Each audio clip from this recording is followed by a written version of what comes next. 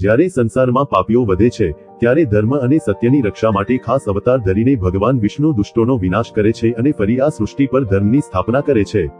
કલયુગમાં હનુમાનજી સહિત 7 ભગવાન ચિરંજીવી છે। કલયુગમાં ભગવાનના કલ્કી અવતારની રાહ જોવાઈ રહી છે। અષ્ટચિરંજીવી એટલે 8 પાત્ર જે હંમેશા જીવિત રહેશે અને તેમને ક્યારેય વૃદ્ધાવસ્થાનો સામનો કરવો પડશે નહીં। ઉજ્જૈનના જ્યોતિષાચાર્ય પંગ મનીષ શર્માના જણાવ્યા પ્રમાણે રોજ સવારે અષ્ટચિરંજીવીઓના નામનો જાપ કરવાની પરંપરા છે। આ અંગે માન્યતા છે કે આવું કરવાથી ભક્તોને લાંબી ઉંમર અને સ્વસ્થ જીવન મળે છે। અશ્વત્થામા મહાભારત પ્રમાણે ગુરુ દ્રોણાચાર્યના પુત્રનું નામ અશ્વત્થામા હતું। દ્વાપર યુગમાં થયેલા યુદ્ધમાં અશ્વત્થામાએ કૌરવો તરફથી યુદ્ધ કર્યું હતું। તે સમયે અશ્વત્થામાએ બ્રહ્માસ્ત્ર છોડ્યું હતું જેને તે પાછો લઈ શક્યો નહીં, જેના કારણે શ્રીકૃષ્ણે તેને પૃથ્વી ઉપર ભટકતા રહેવાનો શ્રાપ આપી દીધો। રાજા બલિ ભક્ત પ્રહલાદના વંશ છે। ભગવાન વિષ્ણુના અવતાર વામનદેવને પોતાનું બધું જ દાન કરી દીધું હતું। તેમની દાનશીલતાથી પ્રસન્ન થઈને ભગવાન વિષ્ણુ તેમના દ્વારપાળ બની ગયા હતા।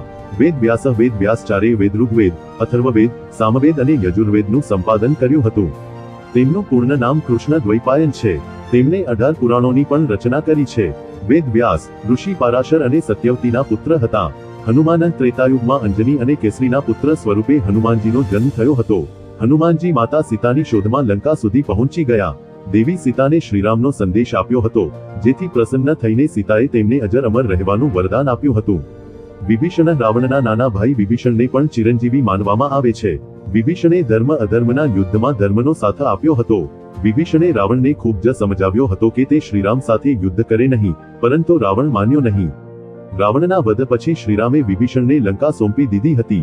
કૃપાચાર્ય મહાભારતમાં કૌરવ અને પાંડવોના ગુરુ કૃપાચાર્ય જણાવ્યા છે। તેઓ પરમ તપસ્વી ઋષિ છે।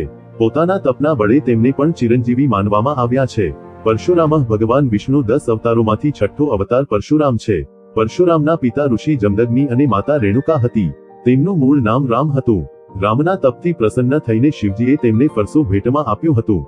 ત્યારબાદ રામ જ પરશુરામ કહેવાયા। પરશુરામનો ઉલ્લેખ રામાયણ અને મહાભારત બંને ગ્રંથમાં છે।